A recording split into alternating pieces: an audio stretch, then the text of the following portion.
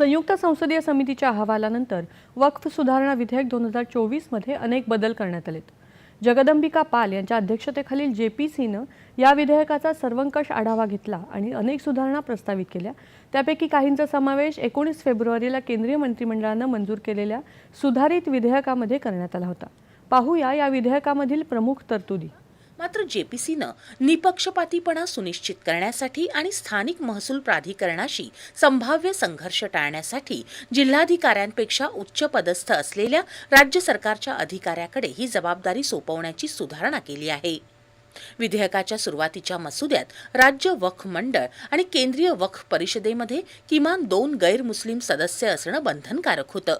हे स्पष्ट करण्यासाठी जेपीसीनं त्यात सुधारणा केली. या सुधारणेनुसार गैरमुस्लिम सदस्यांचा समावेश केवळ नामनिर्देशित सदस्यांमध्ये केला जाईल, पदसिद्ध सदस्यांमध्ये नाही. यामध्ये विविध प्रतिनिधित्व राखतानाच मर्यादा स्पष्ट करण्यात आल्या आहेत.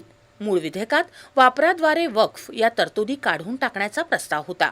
त्यामध्ये वक्फ म्हणून बऱ्याच काळापासून धार्मिक वापरात असलेल्या मालमत्तांना मान्यता देण्याची तरतूद होती. मात्र याला झालेल्या प्रचंड विरोधामुळे भाजपा खासदार निशिकांत दुबे यांनी प्रस्तावित केलेली सुधारणा स्वीकारण्यात आली. यानुसार वादग्रस्त किंवा सरकारी सुविधांच्या अंतर्गत येणाऱ्या मालमत्ता वगळता आधीच नोंदणीकृत मालमत्तांसाठी वापराद्वारे वक्फचा दर्जा कायम ठेवण्यात आला आहे. मात्र नवीन कायदा लागू होण्यापूर्वी त्याची नोंदणी करावी अशी अट घालण्यात आली आहे. या विधेयकात सुरुवातीला 2 सदस्यीय न्यायाधिकरणाचा प्रस्ताव होता. जेपीसीनं त्यात सुधारणा करून या 3 सदस्यांपर्यंत वाढ केली. या न्यायाधिकरणामध्ये जिल्हा न्यायाधीश, राज्य सरकारचे संयुक्त सचिव स्तरावरील किंवा त्याहून उच्च अधिकारी आणि मुस्लिम कायदा आणि न्यायशास्त्राचे ज्ञान असलेले सदस्य यांचा समावेश असेल. या व्यतिरिक्त न्यायाधिकरणाचे निर्णय अंतिम मानले जातील ही तरतूद काढून टाकण्यात आली. यामुळे उच्च न्यायालयात 90 दिवसांच्या आत अपील करता येईल.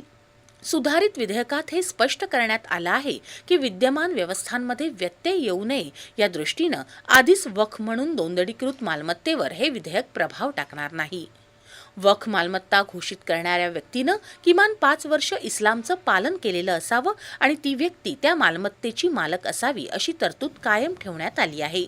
संदिग्धता टाळण्यासाठी जेपीसीमधील चर्चेत याची स्पष्ट व्याख्या करण्यात आली.